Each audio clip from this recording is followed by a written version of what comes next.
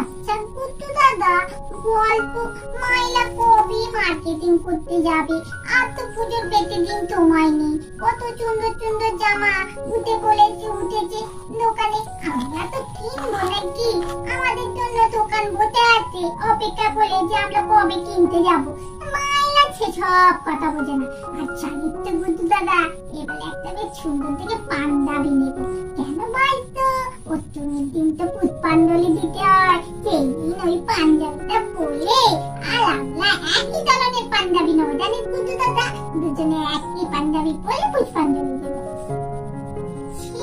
সেটা নয়, তুই নিবি পাঞ্জাবিটা, সেটা নয় জেঠুর থেকে নিবি। আমার বাবার থেকে কি নেবো জানিস? একটা জিন্সের প্যান্ট আর গেঞ্জি, যা লাগবে না ওই পরে একই টাইপের নেবো, জানিস? যেমন পাঞ্জাবিটা নেবো সেটাই এই রকমই নেবো জামা, একই টাইপের নিলে দুজনে পরে ঠাকুর দেখতে বেরোবো। কেমন লাগবে বল? জানে রিঙ্কি দিদি, আরে এখন না একদম পড়াশোনায় মন বসছে না, জানিস কেন বলতো? এই শুধু পুজো পুজো, বাড়িতে কবে ঠাকুর আসবে, বেশ কত লোকজন আসবে, তারপর কবে মার্কেটিং এ যাবো, কত সাজের জিনিস কিনবো, জামা কিনবো, এই সবই চিন্তা হচ্ছে, জানিস তো? তোর কি হচ্ছে রে? আমারও তো একই চিন্তা হচ্ছে। আরে এবারে না লেহেঙ্গাটা তুই আর আমি একই রকম নেব, ঠিক আছে? হ্যাঁ রে, আজকে তোদের যে জন্য ডাকা হয়েছে, পুজো তো কাছেই এসে গেল। তা সেসব ব্যবস্থা করতে হবে তো। এই তোর দাদাদেরও পাত্তা নেই আর তোর বাবারও পাত্তা নেই। কি যে করছে কি জানি, কবে এইসব নেমন্তন্ন করবে, তার লিস্ট করতে হবে, কত কিছু কাজ বলতো, সেসব কারও চিন্তা নেই। মা, আমার তো রাত্রে এই চিন্তায় তো ঘুমই হচ্ছে না। কি করে যে পূজাটা উদ্ধার হবে কি জানি বাবা, ভালোই লাগছে না। আর আপনার ছেলেকে তো বললে সে তো কথা কানেই নিচ্ছে না, বলছে ও ঠিক হয়ে যাবে, ঠিক হয়ে যাবে। কি যে ঠিক হয়ে যাবে কি জানি। সত্যি বৌমারা, তোমরাই এই কাজটা হাতে নাও, বুঝেছো? তোমরাই সব লিস্ট ফিক্স করো। এই ননদ, তোমার দুটো ননদকে নিয়ে তোমরা এই তিনজন যায় মিলে সবাই মিলে করো তো। ও তোমার আমার ছেলেরাও কিছু করবে না, আর তোমার শ্বশুরও কোনো কথা কানে নিচ্ছে না, অতএব দরকার নেই। মা, আপনি ঠিক কি বলেন, আমরা লিস্ট ফিস্ট করতে পারি, প্রত্যেকবারই তো আমরা ছেলে আর বাবা এইসব এরাই করে, কিন্তু এবারে আমাদের ওপর কেন দায়িত্ব দিচ্ছে? আর এই তো সেজোর এই অবস্থা, ও কি এসব করতে পারবে বলুন তো? ঠিক বলেছো দিদি, আমরা সব করতে পারি, মা এরও যেমন কথা। তবে যখন ঠাকুমা বলছে আমরা এবারে দায়িত্বটা নিই, জানো, মেয়েরাই আমরা করবো। কি দেখি না ছেলেদের ছাড়া আমরা কাজ করতে পারি কিনা। হ্যাঁ বৌমা, তোমরাই করো তো দায়িত্ব নিয়ে। হ্যাঁ, তোমার বাবাকে ছাড়াই করো, আমার ছেলেরাও কোনো দায়িত্ব নেবে না, তোমার বাবাও কোনো দায়িত্ব নেবে না, ওদের দরকার নেই, তোমরাই করো, আমরা তোমাদের পাশে আছি। হ্যাঁ মা, ঠিক বলেছো, বৌদিটা তো আছে, আমরাও তো আছি, ঠিক কাজ উদ্ধার হয়ে যাবে। আমার তো ভালোই লাগছে না, আমি কিছু কাজও করতে পারবো না, শুধু বসে বসে দেখবো। তবু বাড়িতে একটা পুজো হবে, এটাই বেশ আনন্দ। যা ভালো লাগবে না। বলছি মা, তাহলে পিসিমাকে নেমন্তন্ন করতে হবে, তারপর আমার ননদদের নেমন্তন্ন করতে হবে, আমার বাপের বাড়ি আছে, বৌমার বাপের বাড়ি আছে, সবার বাপের বাড়িতেই নেমন্তন্ন করতে হবে। এই একে একে তো করতেই হবে। বলি ও বৌমা, তুমি কি বলছো? তোমার শাশুড়িকে নেমন্তন্ন করবে? ওরে বাবারে, আমার পুজোটাই মাটি হয়ে যাবে। ওই যে ছুচি বাইপোনা, এই গঙ্গা জল চারিদিকে, গোবর জল ছড়ানো, ভালো লাগে না বৌমা। ও না না না মা, তা বললে হয়? আপনার তো ননদ আর আমাদের পিসিমা, বলতেই তো হবে। আর সে ছুচি বাইপোনা, ও ঠিক আমরা ম্যানেজ করে নেব। বাবা, এখানে সব বসে আছে। আমার বাসন তো মাজা হয়ে গেছে, যাই দেখি। এবার একটু পুজোর সময় এসে গেল, এবার একটু ভালো ভালো কাপড় চোপড় সব নিতে হবে, বলতে হবে, এবারে ভালো কাপড় দিতে হবে। কি গো, আর তোমরা কি আলোচনা করছো বলো দেখি? হ্যাঁ, আমার ওখানে বাসন টাসন মাজা হয়ে গেল, আর কাজ মিটে গেছে, আমি এই একটু এসেছি।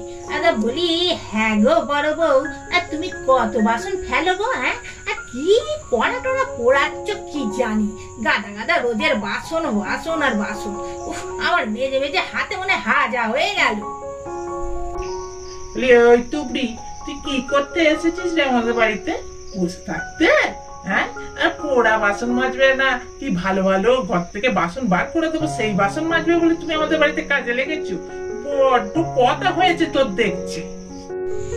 বলি, ও ঠাকুমা, আমি কি তো বলেছি পরিষ্কার বাসন গুলো বার করে দাও?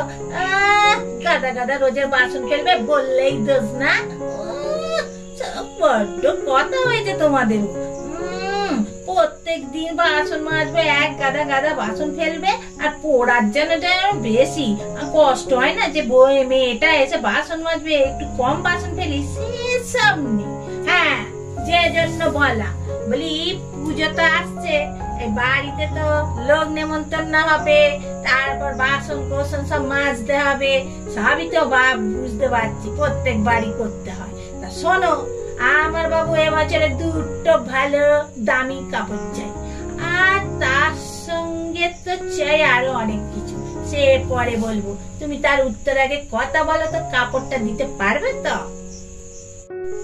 হ্যাঁ রে তুবড়ি, তুই যে বলছিস আমাদের পুজোর সময় তোকে কাজ করতে হয়, তোকে একা কাজ করতে হয়? বাইরেও তো লোক রাখা হয় আমাদের।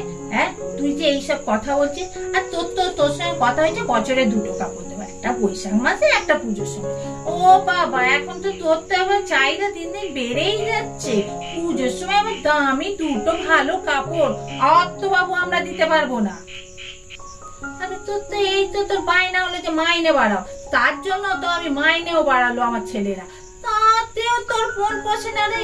হ্যাঁ, এখন আবার বায়না ধরেছিস, এখন পুজোর সময় দুটো কাপড় দিতে হবে। উফ, সত্যি জানো, হ্যাঁ জানো এটিমা, এই যে চৌধুরীদের বাড়িতে কাজ করি, তারা আমাকে কটা কাপড় দিচ্ছে? দুটো কাপড়, তার সঙ্গে তো ঠোঁট পাল্লিশ, তারপর নখ পাল্লিশ, তারপর টিপ, কত কিছু জিনিস, জুতো পর্যন্ত দিচ্ছে। আর তোমাদের থেকে দুটো কাপড় চেয়েছি বলে তোমরা এত কথা শোনাচ্ছ।